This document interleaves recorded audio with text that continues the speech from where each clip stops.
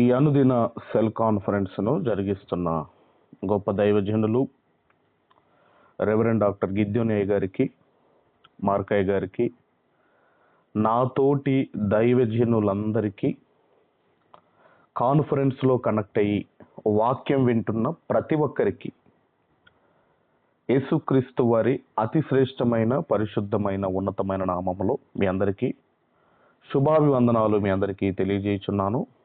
మంచిది. మరి ఈరోజు మనమందరం కూడా బైబిల్లో నుండి ఒక అద్భుతమైన సందర్భాన్ని ఈరోజు మనం అందరం కూడా ఆలోచన చేయబోతున్నాము. ఈరోజు మనము నేర్చుకుంటున్న ఆ టాపిక్ ఏంటి అన్నప్పుడు,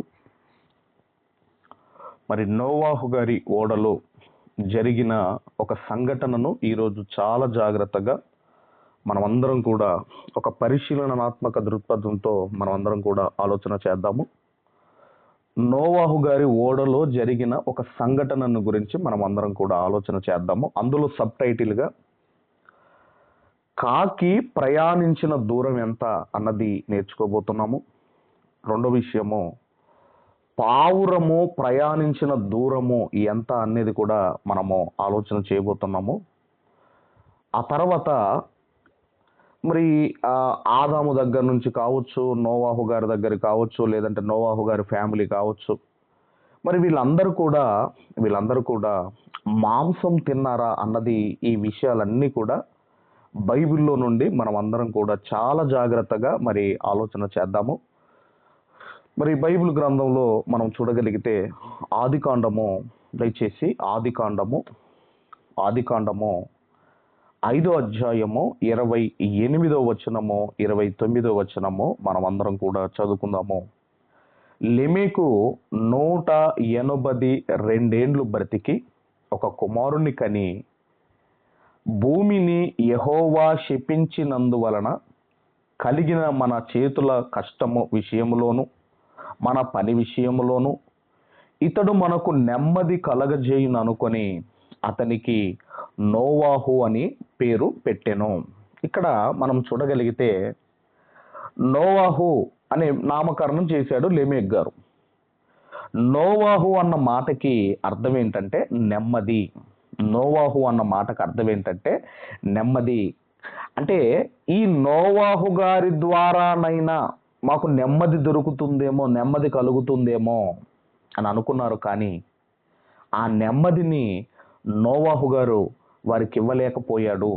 ఈరోజు కూడా మనం చూడగలిగితే చాలా కుటుంబాల్లో నెమ్మది ఉండదు, చాలా మందికి నెమ్మది ఉండదు. ఎంత సంపాదించినా, ఎంత మంచి పొజిషన్లో ఉన్నా నెమ్మది లేకుండా బ్రతుకుతున్న వారు చాలా మంది మనకు కనబడుతుంటారు. కాబట్టి ఈ నెమ్మది కోసము, ఈ శాంతి కోసము, సమాధానం కోసము ఎక్కడికెక్కడికో వెళుతుంటారు, దేశాలు దాటిపోతూ ఉంటారు, ఎక్కడికెక్కడికో వెళుతూ ఉంటారు. కానీ మనము నెమ్మదిగా ఎలా ఉండగలమో మన చేతిలో ఉన్న గ్రంథమును చదివితే మనకు అర్థమవుతుంది. మనకు నెమ్మది కావాలా? ఎలా మనకు నెమ్మది అనేది వస్తుందో చాలా సందర్భాలు ఉన్నాయి. సామెతల గ్రంథం 1వ అధ్యాయము 33వ వచనాన్ని మనం చదవగలిగితే, సామెతల గ్రంథం 1వ అధ్యాయం 33వ వచనములో, నా ఉపదేశమును అంగీకరించువాడు సురక్షితముగా నివసించును, వాడు కీడు వచ్చునన్న భయము లేక నెమ్మదిగా ఉండును. ఎవరు? నా ఉపదేశమును అంగీకరించువాడు సురక్షితముగా నివసించును. అంటే దేవుని మాట వినేవాడు ఎప్పుడు కూడా కీడు వచ్చునన్న భయము లేక నెమ్మదిగా ఉండును. అదే నోవాహు గారిని మనం తీసుకుంటే, ఇదిగోనండి, అక్కడ జలప్రలయం రాబోతుంది. ఆ జలప్రలయం వీరి మీదికి వస్తుందన్న భయం లేదండి వీళ్ళకి. ఎందుకంటే దేవుని మాట వినేవారు సురక్షితముగా ఉంటారు. దేవుని మాట వినేవారు సురక్షితముగా ఉంటారు. అందుకే నెమ్మదిగా ఉండును. అలాగే కీర్తన గ్రంథంలో కూడా 119వ కీర్తన 165వ వచనములో, నీ ధర్మశాస్త్రమును ప్రేమించు వారికి ఎంతో నెమ్మది కలదు. నీ ధర్మశాస్త్రమును ప్రేమించు వారికి ఎంతో నెమ్మది కలదు అని వ్రాయబడింది. అదే కీర్తనల గ్రంథము 119వ అధ్యాయము 50వ వచనములో, నీ వాక్యము నన్ను బ్రతికించి ఉన్నది, నా బాధలో ఇదే నాకు నెమ్మది కలిగించుచున్నది. నా బాధలో ఇదే నాకు నెమ్మది కలిగించుచున్నది.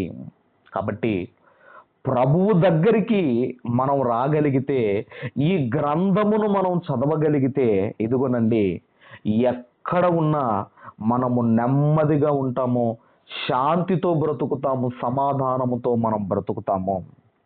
అయితే ఇక్కడ మనం చూడగలిగితే, లెమెకు గారు తనకు పుట్టిన కుమారునికి నోవాహు అన్న నామకరణం చేశాడు. కానీ నోవాహు గారు నెమ్మదినివ్వలేకపోయాడు, వారికి నెమ్మదిని ఇవ్వలేకపోయాడు. ఆనాడు నోవాహు గారు ప్రభువైన యేసుక్రీస్తు వారికి ఒక ముంగుర్తుగా ఉన్నాడు. నోవాహు గారు జల ప్రళయము నుండి ఎలాగైతే తప్పిస్తాడో, అలాగే ప్రభువైన క్రీస్తు కూడా రాబోతున్న ఉగ్రత నుండి తప్పిస్తాడు. నోవాహు గారు నాటి కాలంలో పాపము నుండి ఎలా తప్పించారో, ఇప్పుడు మన ప్రభువైన యేసుక్రీస్తు వారు మనలను ప్రతి పాపము నుండి మనల్ని విడిపిస్తాడు.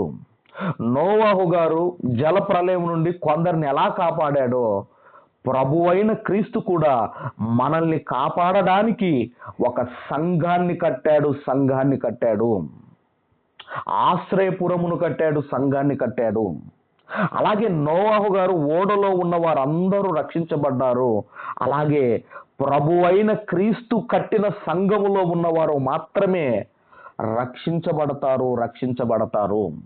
ఎందుకంటే సంఘము ఎంత గొప్పది అని మనం ఆలోచన చేయగలిగితే, ఇదిగోనండి, పాతాళ లోకపు ద్వారములు దాని ఎదుట నిలువ నేరవు అన్నాడు.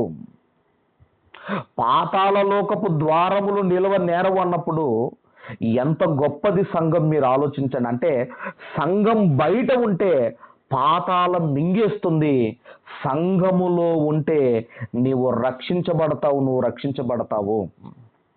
కాబట్టి మరి మనము చూడగలిగితేనండి, నోవాహు గారు ఎలా రక్షించాడో, అలాగే మన ప్రభు అయిన క్రీస్తు ఎలా రక్షిస్తాడో మనం అందరం ఆలోచన చేద్దాము. ఇక మరి బైబిల్ గ్రంథంలోనికి వెళ్ళి, మరి ఈ కాకి ప్రయాణించిన దూరం ఎంత, పావురము ప్రయాణించిన దూరం ఎంత, ఇవన్నీ కూడా మనం అందరం కూడా చాలా జాగ్రత్తగా మరి చూడగలిగితే, దయచేసి ఆదికాండము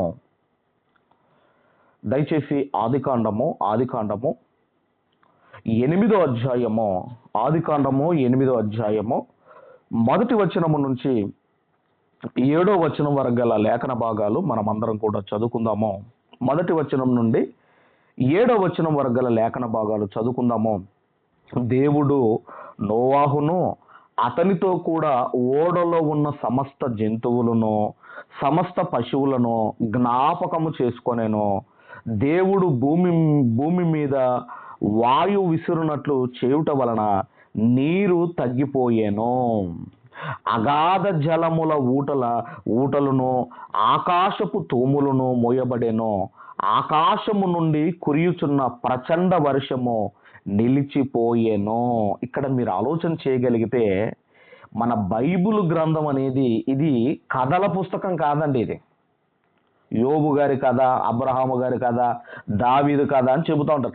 బైబిల్ గ్రంథం అన్నది యథార్థ గాథల పుస్తకం తప్ప కథల పుస్తకం కాదండి. కథ అంటే అర్థం ఏంటంటే నిజము లేనిది. కథ అంటే అర్థం ఏంటంటే నిజము లేనిది. కానీ బైబిల్ యథార్థ గాథల పుస్తకము. బైబిలుకున్న చారిత్రక ఆధారాలు కానివ్వండి, భౌగోళిక ఆధారాలు కానివ్వండి, దేనికి లేవు. అందుకేనండి, నోవాహు జలప్రలయం రావటం అది ఎంత నిజమో, ఆ తర్వాత మనం చూడగలిగితేనండి, ఇదిగోనండి, ఈ బైబిల్లో జరిగిన ఈ సంఘటన, బైబిల్ చెప్పిన ఈ సంఘటన ఆల్రెడీ మరి సైంటిస్టులు కనుగొన్నారు. ఇది ఈ ఓడ ఎక్కడ నిలిచింది, ఇదంతా కూడా పరిశీలించినప్పుడు, రీసెర్చ్ చేసినప్పుడు ఆ నోవాహు గారి యొక్క ఓడ యొక్క ఆనవాలు దొరికింది. మన అందరికీ తెలుసు. మీరు కూడా మరి ఆ గూగుల్లో కానివ్వండి సెర్చ్ చేస్తే మనకు తెలిసిపోతుంది. ఆ తర్వాత మరి 3వ వచనం నుంచి మనం చదవగలిగితే, అప్పుడు నీళ్లు భూమి మీద నుండి క్రమక్రమముగా తీసిపోవుచుండెను.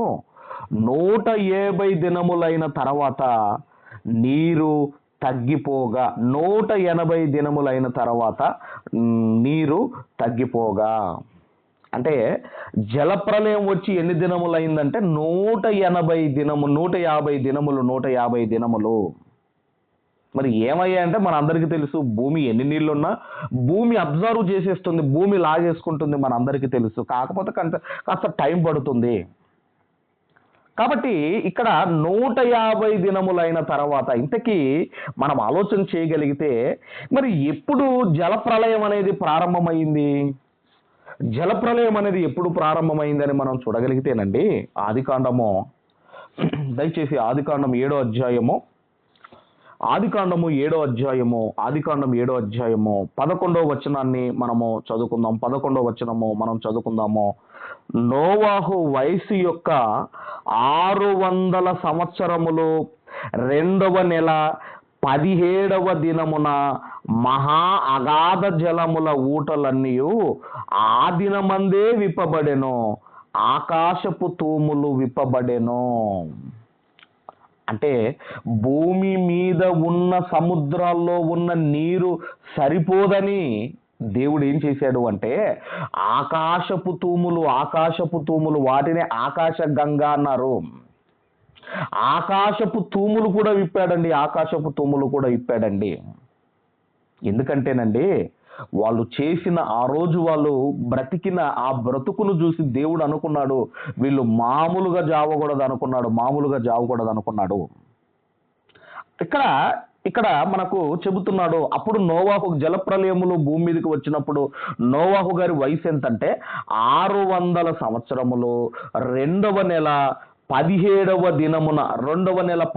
దినమున అప్పుడు జలప్రలయం అన్నది ప్రారంభమయ్యింది. ఇప్పుడు మనం చదువుకుంటున్న 8వ అధ్యాయం 3వ వచనములో అప్పుడు నీళ్లు భూమి మీద నుండి క్రమక్రమముగా తీసిపోవుచుండెను, 180 దినములైన తర్వాత నీళ్లు తగ్గిపోగా.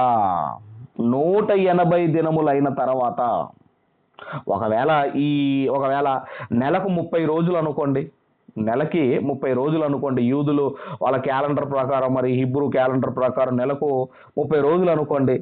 150 దినములైందండి. తర్వాత 4వ వచనము, 8వ అధ్యాయం ఆదికాండం 4వ వచనం చదవగలిగితే, 7వ నెల 17వ దినమున ఓడ అరారతు కొండల మీద నిలిచెను. 7వ నెల 17వ దినమున ఓడ అరారత్ కొండ మీద నిలిచెను. ఇప్పుడు జలప్రలయం ఎప్పుడు ప్రారంభమైంది? 600 సంవత్సరము 2వ నెల 17వ దినమున. ఇప్పుడు ఇక్కడ 7వ నెల 17వ దినమున ఓడ అరారతు కొండ మీద నిలిచెను. అంటే ఎన్ని రోజులు అవుతుందంటేనండి, సుమారు ఒక 150 రోజులు వేసుకోండి. 7వ నెల ఇదన్నీ మనము ఆలోచన చేయగలిగి ఇంకాస్త మనం ముందుకు వెళ్ళగలిగితే 5వ వచనము, నీళ్లు 10వ నెల వరకు క్రమముగా తగ్గుచూ వచ్చెను. 10వ నెల 1వ దినమున కొండల శిఖరములు కనపడెను. 6వ వచనము, 40 దినములైన తర్వాత నోవాహు తాను చేసిన ఓడ కిటికీ తీసి, 7వ వచనము, ఒక కాకిని వెలుపలికి పోవిడిచెను, అది బయటికి వెళ్ళి భూమి మీద నుండి నీళ్లు ఇనికిపో వరకు ఇటు అటు తిరుగుచుండెను. ఇక్కడ మనం ఆలోచన చేయగలిగితే, ఇదిగోనండి, మనం చూడగలిగితే ఎందుకు నోవాహు గారు ఒక కాకిని బయటికి ఎందుకు విడిచాడు? ఇంగ్లీష్ బైబిల్లోనైతే రేవన్ అన్నాడు, ఇంగ్లీష్ బైబిల్లోనైతే రేవన్ అన్నాడు. రేవన్ అంటే దానికి తెలుగులో మనం అర్థం తీసుకోగలిగితే బొంత కాకి అంటారు దాన్ని. అంటే ఇప్పుడున్న కాకి కంటే కొంచెం సైజులో పెద్దగా ఉండేది బొంత కాకి అంటారు. ఎందుకు నోవాహు గారు ఒక కాకిని ఎందుకు విడిచిపెట్టాడు? ఓడలో నుంచి ఎందుకు విడిచిపెట్టాడు అంటేనండి, మరి ఏంటి కారణం అన్నప్పుడు అండి, మరి ఆ రోజుల్లో కూడా సముద్ర ప్రయాణం చేసేవారు కదా, ఓడల మీద దాని మీద దీని మీద సముద్ర ప్రయాణం చేసేవాళ్ళు కదా. అయితే ఈ సముద్ర ప్రయాణం చేసేవాళ్ళు ఏం చేస్తారటంటేనండి, ప్రయాణం చేసేవాళ్ళు ఈ కాకిని విడిచిపెడతారటండి. కాకిని ఎందుకు విడిచిపెడతారయ్యా అంటే, కాకి ఇదిగోనండి, ఇది ఎక్కడైనా నేల ఉన్నదా, ఎక్కడైనా నేల ఉన్నదా, నేల ఉంటేనేమో అది అటే వెళ్ళిపోతుందటండి. నేల లేకపోతే మరలా అది ఓడలోనికి వచ్చేస్తుందటండి. అలా తెలుసుకోవడానికి ఆ రోజుల్లో కాకిని మరి ఈ బొంత కాకిని రేవన్ను ఉపయోగించే వాళ్ళు అని మరి చరిత్ర మరి చదివినప్పుడు మనకు అర్థమవుతుంది. ఇంకో విషయం ఏంటంటే, ఈ ఈ కాకి నేల లేకపోయినా కూడా బ్రతకగలడు, నేల లేకపోయినా కూడా ఇది బ్రతకగలదు. కాబట్టి బహుశా నోవాహు గారు ఈ కాకిని మొట్టమొదట విడిచిపెట్టాడు.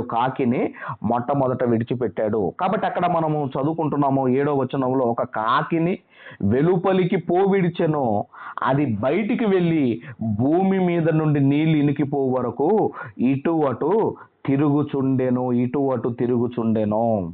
మరి ఈ కాకి ప్రయాణించిన దూరం ఎంత అని మనం ఆలోచన చేయగలిగితే, ఇప్పుడు జలప్రళయం వచ్చిన 9 నెలల కొన్ని రోజుల తర్వాత కాకిని విడిచిపెట్టాడు. ఇప్పుడు 8వ వచనం మనం చదవగలిగితే, ఆదికాండము 8వ అధ్యాయం 8వ వచనం చదవగలిగితే, మరియు నీళ్లు నేల మీద నుండి తగ్గినవో లేదో చూచుటకు అతడు తన యొద్ద నుండి నల్ల పావురం ఒకటి వెలుపలికి పోవిడిచెను. నల్ల పావురము, ముందేమో నల్ల కాకిని విడిచిపెట్టాడు, ఆ తర్వాత నల్ల పావురమును విడిచిపెట్టాడు. ఎందుకు ముందు కాకిని ఎందుకు విడిచాడు, తర్వాత పావురమును ఎందుకు విడిచిపెట్టాడు అంటే, ఈ యొక్క ఎక్కడైనా నేల ఉందో కనుక్కోవడానికి మరి ముందు కాకిని దాన్ని పంపించాడు. తర్వాత ఈ నల్ల పావురమును ఇది ఎందుకు పంపించాడు? పావురము ఈ చెట్లు కానివ్వండి, లేదంటే నేల కానివ్వండి ఉంటేనే ఇది సర్వైవ్ అవుతుంది. ఈ పావురము అందుకేనండి రెండవసారి నోవాహు గారు నల్ల పావురమును పంపించాడు. ఇప్పుడు మనము ఈ రేవను మరి పావురము కంటే ఈ నల్ల కాకి పావురము కంటే సైజులో కావచ్చు, లేదంటే వాటి యొక్క కాళ్ళ యొక్క మరి ఆ బలము కావచ్చు, ఇదిగోనండి సైజులో కావచ్చు, బలములో కావచ్చు, పావురము కంటే ఇదిగోనండి అన్ని విషయంలో పెద్దగా ఉండేదే ఈ యొక్క కాకి. మరి ఇప్పుడు ఈ కాకి ప్రయాణించిన దూరం ఎంత?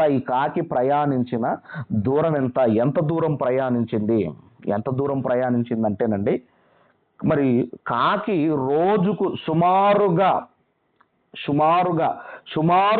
ఒక కాకి రోజుకు సుమారుగా ఈ 280 మైళ్ళ దూరం ప్రయాణం చేయగలదట. ఒక కాకి రోజుకు సుమారుగా ఎంత దూరం ప్రయాణం చేయగలదంటే 280 మైళ్ళ దూరం ప్రయాణం చేయగలదట. 280 మైళ్ళ దూరము కాకి ప్రయాణము చేయగలదు. మరి ఇప్పుడు మైల్ అంటేనండి మరి కిలోమీటర్ కంటే ఎక్కువ కదండి, 1.609 కిలోమీటర్స్ వస్తుంది మైల్ అంటే.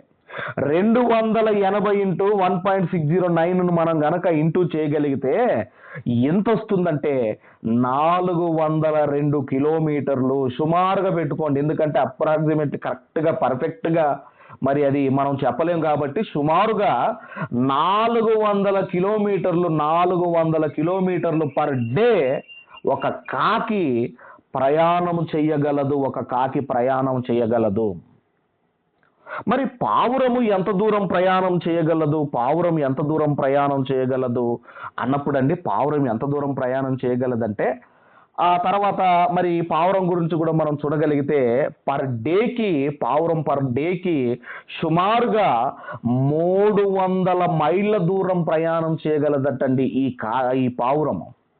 పావురాలు సుమారుగా పర్ డేకి 300 మైళ్ళ దూరం ప్రయాణం చేయగలవట. 300 మైళ్ళ దూరము.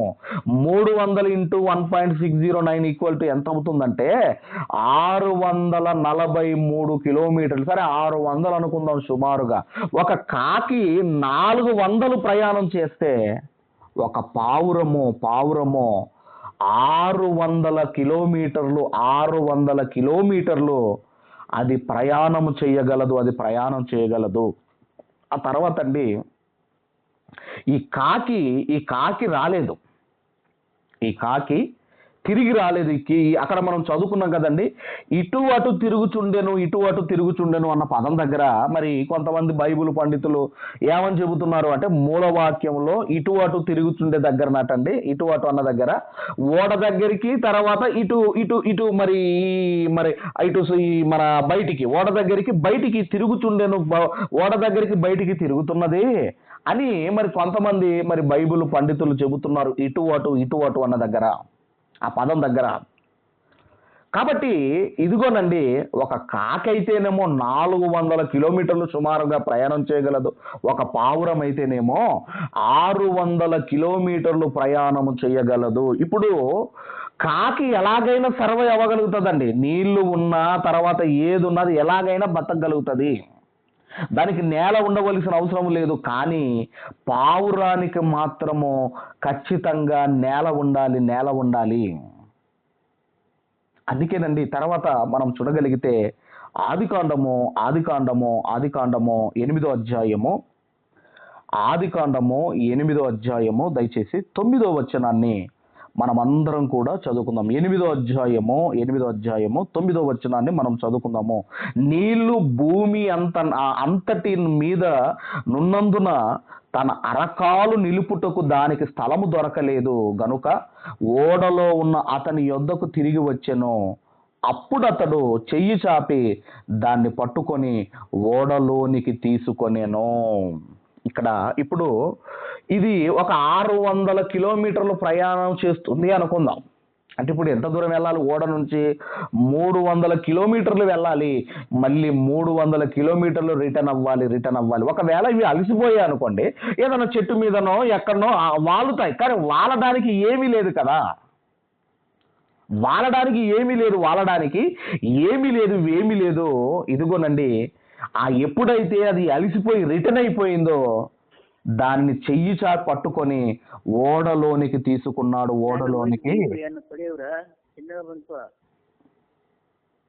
ఓడలోనికి అమ్మ సౌండ్ చేయకండి దయచేసి, మాట్లాడకండి అమ్మ దయచేసి. కాబట్టి మనం ఆలోచన చేయగలిగితే కొంతమంది మరి మనం చూడగలిగితే ఏమని చెబుతున్నారు అంటే ఇప్పుడు ఈ కాకి మరి అక్కడ ఉన్న ఆ శవాలను తినటం కానివ్వండి, ఆ శవాలను తినుకుంటూ ఉండిపోయిందని ఒక వాదన కూడా ఉన్నది. అయితే ఇప్పుడు మనం ఆలోచన చేయగలిగితే మరి ఆదాము దగ్గర నుంచి మనం చూడగలిగితేనండి, అసలు మనుషులు ఏం తిన్నారు? ఆదాము గారి దగ్గర నుంచి నోవాహు గారి దగ్గర వరకు ఆలోచిద్దాం. నోవాహు గారు కానివ్వండి, వాళ్ళ ఫ్యామిలీ కానివ్వండి, ఇప్పుడు వీళ్ళందరూ కూడా ఏమి తిన్నారు? ఇప్పుడు నోవాహు గారి ఓడలోకి వెళ్ళిన ఒక పులి అనుకుందాం. ఆ ఓడలోనికి వెళ్ళిన పులి ఏమి తిన్నది? అలాగే ఆ పులి ముందేమి తిన్నది? ఓడలోనికి వెళ్ళిన తర్వాత లేదంటే బయటికి వచ్చిన తర్వాత ఏం తిన్నది? ఒక కాకి ముందు ఏమి తిన్నది, ఆ తర్వాత ఏమి తిన్నది, ఏం తిన్నది? ఇప్పుడు అవ్వమ్మ ఉన్నదండి, ఆదాము అవ్వలు ఉన్నారు. ఇప్పుడు ఆదాము గారు ఎంతకాలం బ్రతికాడు అంటే ఆయన 930 సంవత్సరాలు బ్రతికాడు. మరి ఈ 930 సంవత్సరాలు బ్రతికిన ఆదాము గారు ఏ రోజైనా నాన్ వెజిటేరియన్ తిన్నాడా? అలాగే ఒక నోవాహు గారి ఫ్యామిలీ ఉన్నదండి. నోవాహు గారి ఫ్యామిలీ ఎప్పుడైనా మటన్ కానివ్వండి, చికెన్ కానివ్వండి, ఎప్పుడైనా వాళ్ళు తిన్నారా? ఎందుకంటే ఆ రోజు పితరుల యుగం గనక సుమారుగా 1000 సంవత్సరాలు బ్రతికారు. అందరికంటే ఎక్కువ బ్రతికిన ఆయనే మెతుషెల 969 సంవత్సరాలు బ్రతికాడే. మరి మనం చూడగలిగితే ఇంత కాలము బ్రతికిన వీళ్ళు నాన్ వెజ్ తినుండరా? నాన్ వెజ్ తినుండరు. ఇప్పుడైతేనేమో మరి పులి అయితేనేమో మరి మాంసం తింటుంది కదా. ప్రారంభములో ఉన్న పులి మాంసము తిన్నదా, గడ్డి తిన్నదా? అసలు ఏమి తిన్నాయి ప్రారంభంలో ఇవి? ఈరోజు క్రైస్తవులమైన మనకు తిండి విషయంలో దేవుడు ఆంక్షలు ఇవ్వలేదు. ఎందుకంటేనండి, ఒక్కొక్క దేశంలో ఒక్కొక్కరు ఒక్కొక్కటి తింటా ఉంటారు. కొంతమంది జంతువులు తింటారు, ఫిషెస్ తింటారు, బర్డ్స్ తింటారు, గబ్బిలాలు తినేవాళ్ళు ఉన్నారు, పాములు తినేవాళ్ళు ఉన్నారు, పురుగులు తినేవాళ్ళు ఉన్నారు, ఇలా రకరకాలు తినేవాళ్ళు ఉన్నారు. ఎందుకంటే తిండి విషయంలో ఆంక్షలు దేవుడు ఇజ్రాయేలీలకు ఇచ్చాడు. ఏమి తినాలో, ఏమి తినకూడదో, ఏమి ముట్టకూడదో దేవుడు ఇజ్రాయేలీలకు కొన్ని ఇదిగోనండి లిస్ట్ ఇచ్చాడు దేవుడు. మనందరికీ తెలుసు, మరి పంచకాండాల్లో మనకు కనబడుతుంది. కాబట్టి మనము చూడగలిగితేనండి, తిండి విషయంలో ఆంక్షలు మనకు లేవు. ప్రభు కూడా మాట్లాడుతూ ఏమన్నాడు అంటే, ప్రభు కూడా ఇదిగో మనుషుని బయట నుంచి వెలుపల నుంచి లోపలికి వెళ్ళినది మనుషుని అపవిత్రపరచదు, కానీ బయట నుంచి లోపల నుంచి బయటికి వచ్చినదే మనుషుల్ని అపవిత్రపరచునని మనకు మార్క్స్ వార్త 7వ అధ్యాయంలో మనం చదువుకుంటాము. మరి ఒక ఆదాము గారు కావచ్చు, ఒక నోవాహు గారు కావచ్చు, మనం చూడగలిగితే వీళ్ళు ఎక్కువ కాలం బ్రతికారు. మరి వీళ్ళు మాంసము తినకుండా వీళ్ళు ఉంటారా? ఒకసారి మనము మరి బైబిల్ గ్రంథంలో నుంచి మనం చూడగలిగితే ఆదికాండము 5వ అధ్యాయము 5వ వచనాన్ని మనం అందరం కూడా చదువుకుందాం. ఆదికాండము 5వ అధ్యాయము 5వ వచనాన్ని మనం అందరం కూడా చదువుకుందాము. 5వ వచనము, ఆదాము బ్రతికిన దినములన్నీయు 930 ఏండ్లు అప్పుడు అతడు మృతి పొందెను. 930 సంవత్సరాలు బ్రతికిన ఆదాము గారు మాంసము తిన్నాడా? నాన్ వెజిటేరియన్ తిన్నాడా? ఒకవేళ ఎవరైనా తిన్నారు అంటే దానికి ఆధారం ఏంటి? దానికి బైబిల్లో ఉన్న బేస్ ఏంటి? ఒకవేళ తినలేదంటే దానికి ఉన్న ఆధారం ఏంటి? ఇక్కడ కూడా మరి నోవాహు గారు కూడా ఓడలోనికి వెళ్తాడు కదండి. దేవుడు చెప్పాడు కదా. దేవుడు ఏం చెప్పాడు? దయచేసి ఆదికాండము 6వ అధ్యాయము దయచేసి 21వ వచనాన్ని మనం అందరం కూడా చదువుకుందాము. ఆదికాండం 6వ అధ్యాయం 21వ వచనములో, మరియు తినుటకు నానా విధములైన ఆహార పదార్థములను కూర్చుకొని నీ దగ్గర ఉంచుకొనుము, అవి నీకును వాటికిని ఆహారము అగునని చెప్పాను. ఇక్కడ ఆహార పదార్థములు అంటున్నాడు. ఏ ఆహార పదార్థములు నిల్వ చేసుకోవాలి నోవాహు గారి ఫ్యామిలీ? ఏ ఆహార పదార్థాన్ని నిల్వ చేసుకోవాలి? మరి ఏమి తిన్నారు? ప్రారంభ మనుషులు ఏం తిన్నారు? ప్రారంభ జంతువులు ఏం తిన్నాయి? జల ప్రళయం తర్వాత ఏం తిన్నారు? అసలు మాంసం తినే పర్మిషన్ దేవుడు ఎప్పుడు ఇచ్చాడు అని మనం చూడగలిగితేనండి, ఆదికాండం 1వ అధ్యాయము 29వ వచనాన్ని మనం అందరం కూడా చదువుకుందాం. ఆదికాండం 1వ అధ్యాయము 29-30 ఈ 2 వచనాలు చాలా జాగ్రత్తగా మనం చదువుకుందాం. 29-30 మనం చదువుకుందాం. దేవుడు ఇదిగో భూమి మీదనున్న విత్తనములిచ్చు ప్రతి చెట్టును, విత్తనములిచ్చు ఆ వృక్ష ఫలములు గల ప్రతి వృక్షమును మీకు ఇచ్చి ఉన్నాను, అవి మీకు ఆహారమగును. దేవుడు చెబుతున్నాడు. ఏమని చెబుతున్నాడు అంటే, 2 రకాల చెట్లున్నాయి. ఒకటి విత్తనములిచ్చే చెట్లున్నాయి. విత్తనములిచ్చే చెట్లు అంటే ఇప్పుడు పెసర్లు, బొబ్బెర్లు, కందులు, శనగలు ఇవన్నీ ఉంటాయి కదండి, పల్లీలు ఇవన్నీ ఉన్నాయి కదండి. విత్తనములిచ్చే చెట్లు.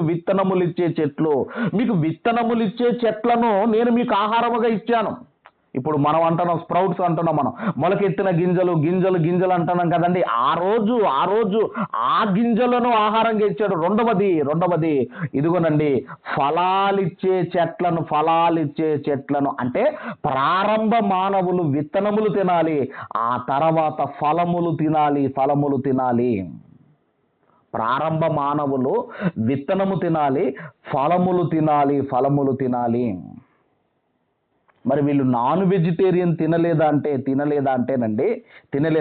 ఒకవేళ తినే ఉంటారు అనుకుంటే దానికి ఆధారం ఏంటి? దానికి బైబిల్లో ఉన్న బేస్ ఏంటి? రైట్. ఇక్కడ మనం చూడగలిగితే మనుషులకేమో గింజలు, ఆ తర్వాత ఫ్రూట్స్ ఇచ్చాడండి. ఆహారం గింజలు ఇచ్చాడు, ఆ తర్వాత ఫ్రూట్స్ ఇచ్చాడు. గింజలు ఇచ్చాడు, ఆ తర్వాత ఫ్రూట్స్ ఇచ్చాడు. మరి జంతువులకు ఏమి ఇచ్చాడు? మరి ఆ రోజున్న పులి కావచ్చు, ఆ రోజున్న సింహం, ఆ రోజు ఏం తిన్నాయి ప్రారంభంలో ఏం తిన్నాయి అన్నప్పుడు అండి 30వ వచనం మనం చూడగలిగితే భూమి మీద నుండి జంతువులన్నింటికి, ఆకాశ పక్షులన్నింటికి, భూమి మీద ప్రాకు సమస్త జీవులకును పచ్చని చెట్లన్నీయు ఆహారమగునని పలికెను. పచ్చని చెట్లన్నీయు ఆహారమగునని పలికెను. ఇక్కడ జంతువులు అన్నాడు, అలాగే పక్షులు అన్నాడు. ఈ జంతువులలో ఒక పులి ఉండవచ్చు, ఒక సింహం ఉండవచ్చు, ఈ పక్షులలో ఒక కాకి ఉండవచ్చు, ఒక పావురం ఉండవచ్చు. ఈ జంతువులు, పక్షులు, వీటన్నిటికీ నేను పచ్చని చెట్లన్నీయు ఆహారమగునని పలికాడు. అంటే ప్రారంభములో ఒక కాకి కావచ్చు, ఒక పులి కావచ్చు, ఏమి తిన్నదండి అంటే పచ్చని చెట్లు, గడ్డి తిన్నాయి ప్రారంభంలో. ఎందుకంటే వాటికి మాంసం తినే పర్మిషన్ మనుషులకు కానివ్వండి, పక్షులకు కానివ్వండి, జంతువులకు కానివ్వండి, దేవుడు మాంసము తినే పర్మిషన్ ఇవ్వలేదు. మాంసం తినే పర్మిషన్ దేవుడు వాళ్ళకి ఇవ్వలేదు. ఇంతకుముందు 930 సంవత్సరాలు బ్రతికిన ఆదాము గారు కూడా, అవ్వ కూడా ఏమి తిని ఉండాలి అంటే ఇదిగోనండి గింజలు, ఆ తర్వాత ఫ్రూట్స్ తిని బ్రతకాలి. ఇప్పుడు నోవాహు గారు ఓడలోనికి ఆహారాన్ని ఆయన సమకూర్చుకున్నాడు. ఎంతకాలం ఉంటాడో నోవాహు గారికి తెలియదు, ఎంతకాలం ఉంటాడో తెలియదు. కాబట్టి ఇప్పుడు ఏం కూర్చుకోవాలి అంటే గింజలు కూర్చుకోవాలి. అలాగే పచ్చగడ్డి ఉన్నంత కాలం ఉంటుంది, ఆ తర్వాత ఎండుగడ్డి, ఇదంతా కూడా కూర్చుకోవాలి. ఎందుకంటే ప్రారంభములో ఉన్న మనుషులు కావచ్చు, జంతువులు కావచ్చు, ఏమి తినేవాళ్ళంటే ఇదిగో ఇక్కడ ఈ 2 వచనాల్లో మనకు క్లియర్గా కనబడుతుంది. 2 వచనాల్లో. కాబట్టి మనం చూడగలిగితే ఇప్పుడు గింజలండి ఎక్కువ కాలం నిలువ ఉంటాయి, గడ్డి ఎక్కువ కాలం నిలువ ఉంటుంది. అందుకే ప్రారంభములో జంతువులు గడ్డిని తిన్నాయి, ప్రారంభములో పక్షులు గింజలు తిన్నాయి, ప్రారంభములో మానవులు గింజలు, ఆ తర్వాత ఈ ఫ్రూట్స్ తిన్నారు. మరి ఎప్పుడు మాంసం తినడం ఎప్పుడు ప్రారంభమైంది? మాంసం తినటం అనేది ఎప్పుడు ప్రారంభమైంది అన్నప్పుడండి మనం చూడగలిగితే మనం మరి గుర్తుంచుకోండి, ఎప్పుడు వీళ్ళు ఓడలోనికి వెళ్ళారంటే ఆదికాండం 7వ అధ్యాయం 11వ వచనంలో. అప్పుడు నోవాహు గారి వయసు ఎంత? 600 సంవత్సరాలు. 2వ నెల 17వ దినమున వాళ్ళు ఓడలోనికి వెళ్ళారు. ఇప్పుడు ఓడలోనికి ఎప్పుడు దిగారు? ఓడలో నుంచి ఎప్పుడు దిగారు? ఎన్ని రోజుల తర్వాత దిగారు అని మనం చూడగలిగితే 8వ అధ్యాయము, దయచేసి ఆదికాండము 8వ అధ్యాయము 13వ వచనం నుంచి మనం చదవగలిగితే 13వ వచనం నుంచి, మరియు 601వ సంవత్సరము మొదటి నెల తొలి దినమున నీళ్లు భూమి మీద నుండి ఇంకిపోయెను. నోవాహు ఓడ కప్పు తీసి చూచినప్పుడు నేల ఆరి ఉండెను. ఇప్పుడు ఎంత అంటండి, అప్పుడు నోవాహు గారి వయసు ఎంత? 601వ సంవత్సరము మొదటి దినమున నీళ్లు భూమి మీద నుండి ఇంకిపోయెను. 601వ సంవత్సరం. 601వ సంవత్సరం అంటే ఇప్పుడు ఎన్ని రోజులు అయ్యాయి అంటే 11 నెలలు అయ్యాయి.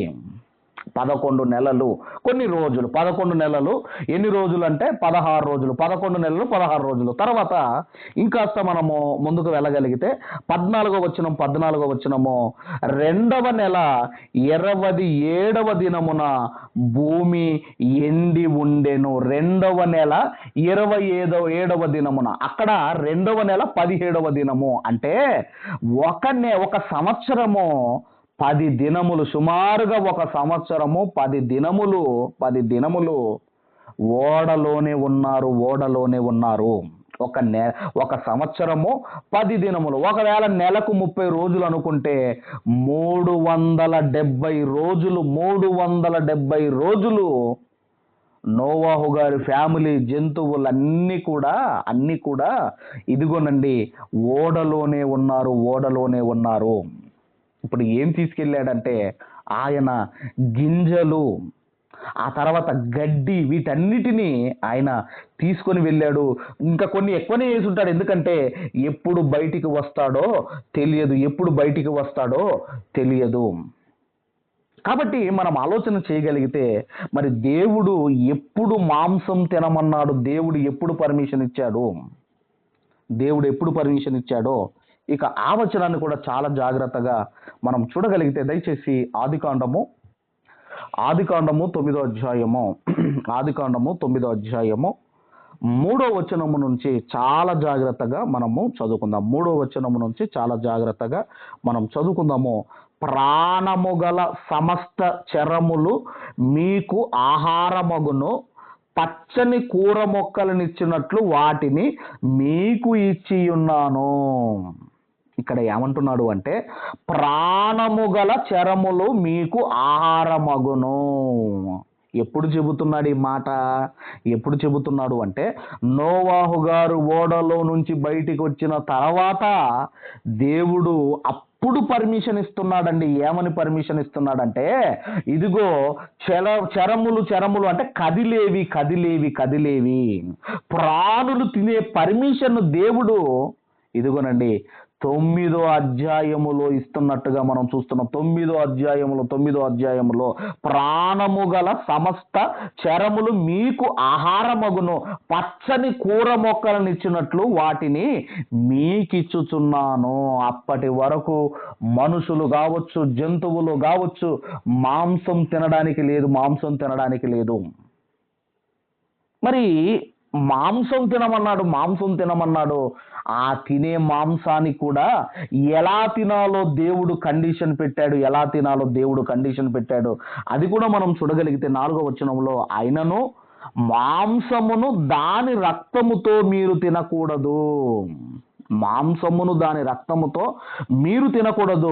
రక్తమే దాని ప్రాణము.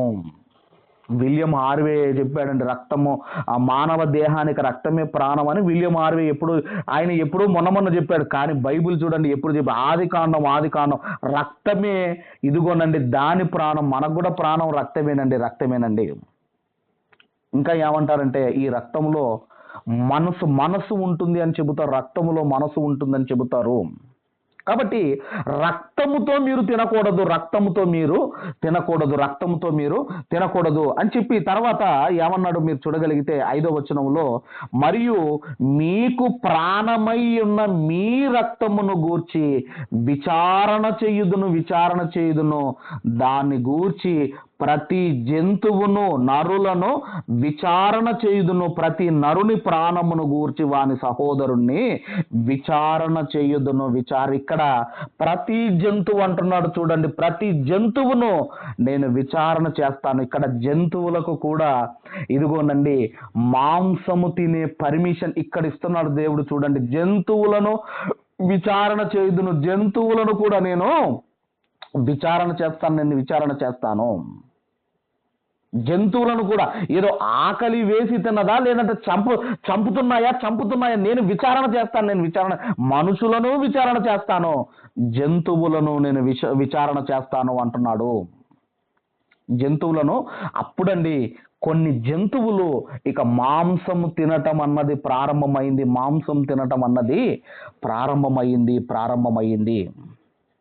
ఎప్పుడంటే ఇదిగో జలప్రలయము తర్వాత దేవుడు మాంసము తినే పర్మిషన్ ఇచ్చాడు. జలప్రలయం తర్వాత మాంసం తినే పర్మిషన్ ఇచ్చాడు. కానీ అంతకు ముందు వాళ్ళు తినడానికి వీల్లేదు, ఒక కాకి తినడానికి కూడా వీల్లేదు. ఎందుకు వీల్లేదు అంటే దానికి దేవుడు పర్మిషన్ ఇవ్వలేదు.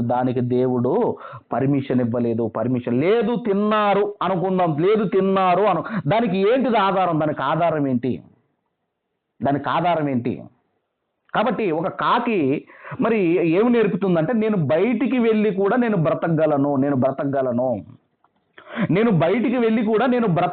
అని ఒక కాకి పాఠం నేర్పిస్తే, ఇదిగోనండి ఒక పావురం ఏం నేర్పిస్తుంది అన్నప్పుడు అది వెళ్ళింది, కానీ నేను బయట బ్రతకలేను అని మరలా ఓడలోనికి వచ్చేసింది. కాబట్టి ఈ కారణాలతో మరి నోవాహు గారు మరి ఆయన ఇదిగో ముందు కాకిని, ఆ తర్వాత పావురాన్ని విడిచిపెట్టుంటాడు. తర్వాత నీళ్లు తగ్గిపోయినప్పటికీ దేవుడు పర్మిషన్ ఇచ్చేంత వరకు దాకా కూడా వాళ్ళు బయటికి రావడానికి వీల్లేదు. ఎందుకంటే దేవుడే వెళ్ళమన్నాడు. తర్వాత దేవుడే బయటికి వచ్చేది అంత వరదాకా కూడా ఇదిగోనండి వాళ్ళు ఓడలోనే ఉండాలి. ఆ తర్వాత బయటికి వచ్చిన తర్వాత ఏం జరిగిందో ఒక మాట చదువుకొని మనం అందరము కూడా మరి ముగింపులోనికి మనం అందరం కూడా వెళ్ళిపోదాం. దయచేసి ఆదికాండం మరలా దయచేసి ఆదికాండము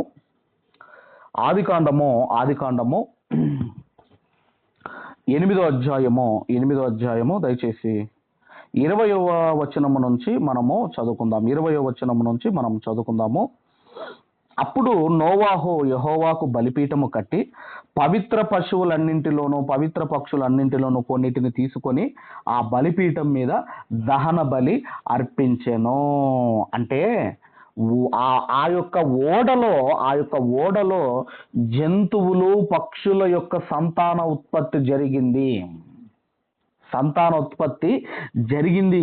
అందుకే అంటున్నాడు పక్షులలోనూ అలాగే పశువులలోనూ ఏం జరిగిందంటేనండి, పవిత్రమైన వాటిని కొన్ని తీసి ఇదిగోనండి బలిపీఠం కట్టి దాని మీద ఆయన దహన బలి అర్పించాడు. దేవుణ్ణి ఆరాధన చేశాడు. కాబట్టి ఈరోజు మనం ఆలోచన చేయగలిగితే ఇదిగోనండి మనం కూడా సంఘము అనే ఒక ఓడలో ఉన్నాం. మనం కూడా ఆ సంఘం అనే ఓడలో ఉంటేనే మనము రక్షించబడతాము. సంఘం అనే ఓడ బయట ఉంటే మనల్ని పాతాళ లోకం మనల్ని మింగేస్తుంది. కాబట్టి ఈ మాటలు దేవుడు మన హృదయములో ఫలింపజేయును గాక. ఆమేన్.